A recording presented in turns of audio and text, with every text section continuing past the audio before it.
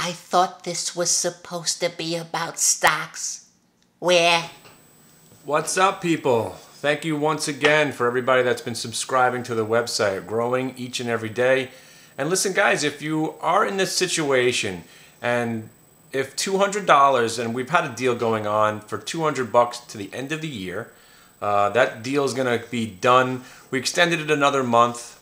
We're giving everybody till next Friday, if you've already been in the room, to get your free trial going. We're extending that for another week, the guys that just joined up.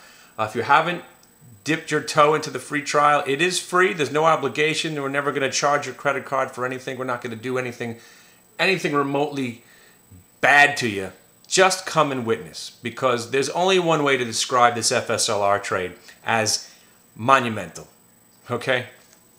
We did a video on Stock Twitch. If you search Hit the Bid Radio, doing a little thing. I'm going to put my charts up on Stock Twitch as much as I can. I'm never going to use my real voice, so that's always me. I do a variety of different voices. Russian guy, Arnold Schwarzenegger, Christopher Walken sometimes.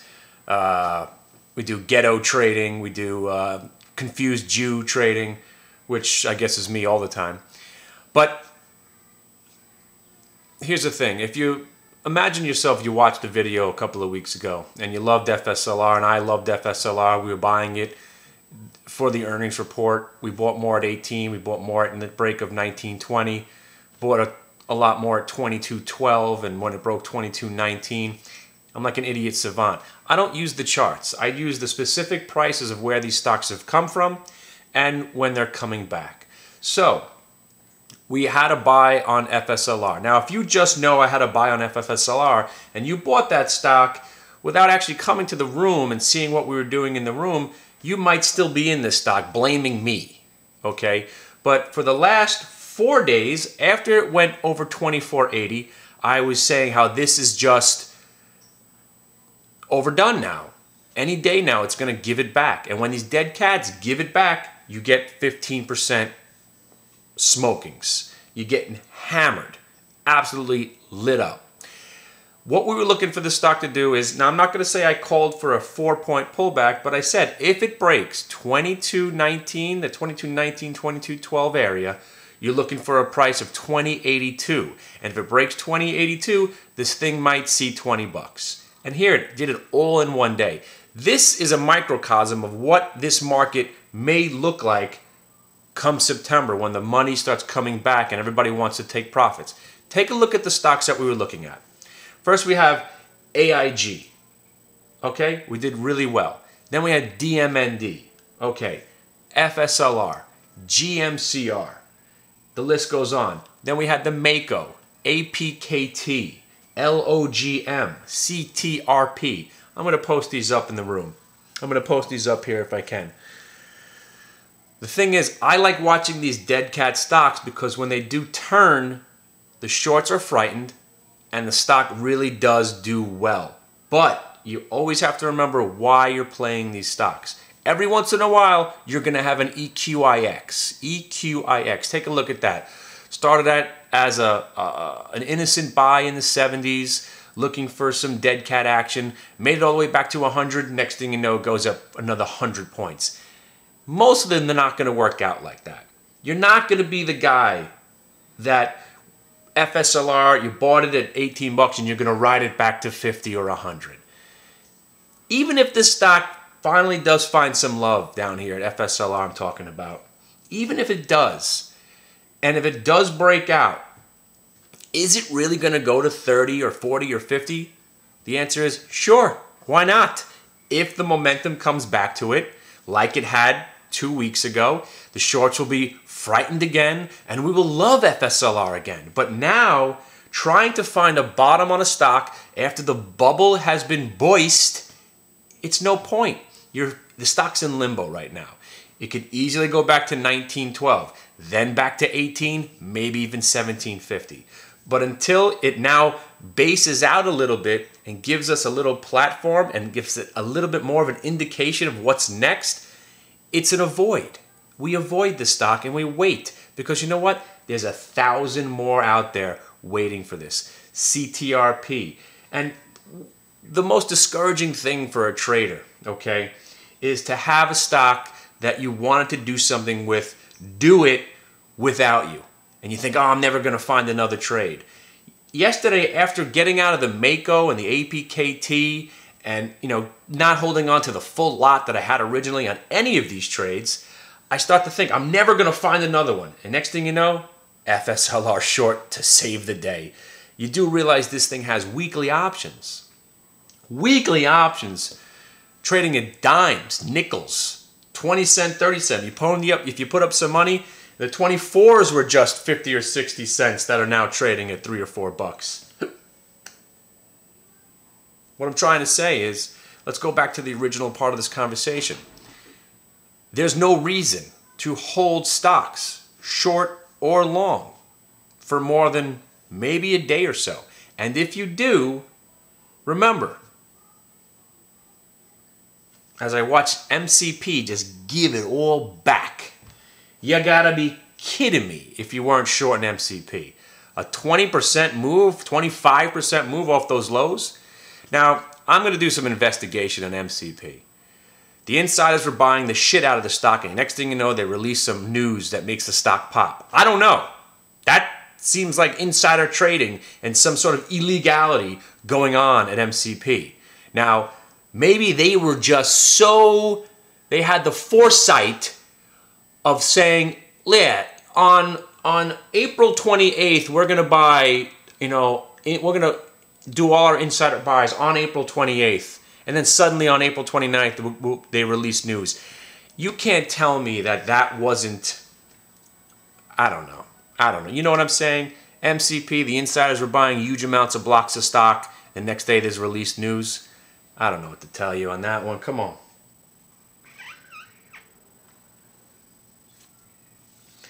Another short that we're looking at is this WLP, please. Gaps up 4 or 5 points on a CEO resignation. Please. It's a very difficult stock to trade, but I mean, there's no reason for this stock not to give back at least another buck and a half from here, 60 and a half. Take a look at that soda trade. Another one. Done. It's done. There's no even point in watching soda anymore. First of all of these stocks, 9 out of 10 of them will probably be down in the single digits eventually. FSLR, GMCR, soda. You really need a soda machine in your house? Still. But when the stock was going well and the shorts were getting scared, we were loving that stock on the long side. And now I could give a shit about it. I hate it. I hate it. It's a short.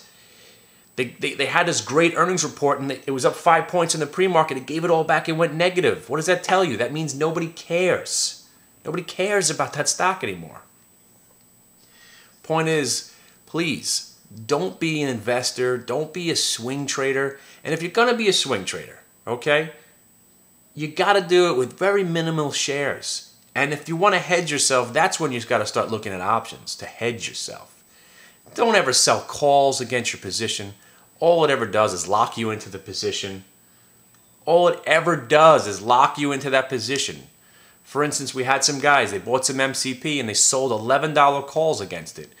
Taking the glory out of that MCP call, buying it at $9.65, but selling an $11 call against it, basically just locked you in, so now you can't get out of the trade.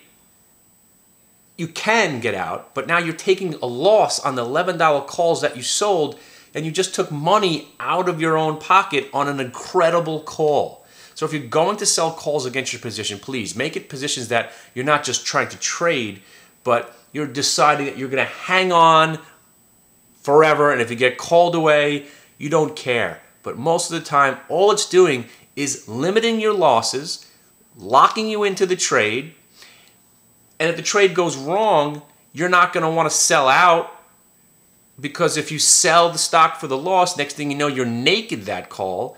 And then the worst possible scenario is the stock starts to go up without you, and now you're naked the call, so you're losing money. Don't sell calls against your positions. Please. It's just not worth it. All right, so in a nutshell, we have been just beating the shit out of this market. Whether or not, and again, don't And if you are in the room, if I'm only trading 300, 400 shares, it's not an indication of how much I love the position or don't love it. I'm just trying to trade enough to keep my energy level up. My ideas is what it's all about. The idea. The idea is what it's all about. All right, kids. Thanks again for everybody that's subscribing. And hopefully by the end of the year, we'll have a good 100 people in the room. Solid contributors. Women, men alike now are in the room. It's really coming together, and I'm real happy. We got Walken doing his thing. I got my VWAP kid in there.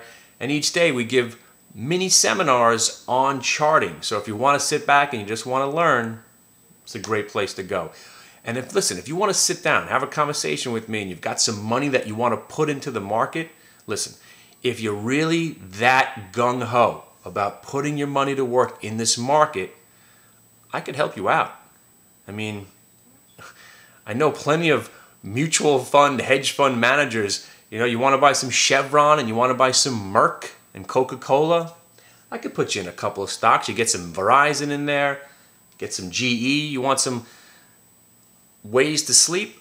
My opinion, the night capital, the flash crash, the impending doom around the world, and the fact that U.S. Steel can't catch a bid just proves to me that there is no global recovery, there is no healthy economy out there, and we're just playing a shell game, smoke and mirrors, and eventually it's all going to catch up. The only thing that's keeping the market up is that it's completely disconnected from reality. But every once in a while, reality comes into play and then frightens the shit out of everybody, and then it gets oversold, and that's when it gets fun to buy stocks again. So the rotating door of psychoticness. It's all about just timing, and you must have heard that a million times, timing and discipline and liquidity. Just don't forget, you're not going to find the stock that's going to make the miracle comeback. If you're so blessed with a good trade in a stock like FSLR, you have to just take those profits. And we were taking profits all along the way. And of course, at $24, we're like, wow, we had a ton of this shit at 18, and we're upset about it. But at the same time, think about what today was. You could have made all the money back that you missed on the upside all in one day on some $24 puts, and you could have been laughing and giggling your ass off as everybody else who was sitting there going, what's going on with FSLR? I thought this was going to 30. And at one point, I think I made a call, FSLR to 50. I said, let me be the first to make the most absurd call, FSLR to 50. Because if you think about it, if you look on the chart, with some upward momentum and some more panicky shorts, this thing could easily get to $50. One more earnings report that's good, next thing you know, this is in the 30s. The shorts start to panic already. We've seen it a million times. But you know what? That's making predictions 3 months, 6 months down the road. I've got no clue. You tell me, I'm better at telling you what a stock's going to do in the next 10 minutes than what it's going to do 10 days from now, 10 months from now, and of course, a year or 3 years from now. No clue. No clue. We could be fighting hand-to-hand combat in the streets in 3 years from now. Fighting Red Dawn style. Fucking Patrick Swayze and shit. Wolverines! You don't know. Have a good weekend. Be safe. We'll be in the room tomorrow till about 11 o'clock. I could give a shit about Jackson Hole. I could care less about what they're saying in Europe, because you know what? My hands are clean, and we'll see how this all pans out on Tuesday. I'm looking for cues to retest those highs and then come back, and we'll do it all over again. And if what I just said is wrong, it doesn't matter. I'm just going to do whatever the market tells me to do. Again, thanks very much for hanging out with us.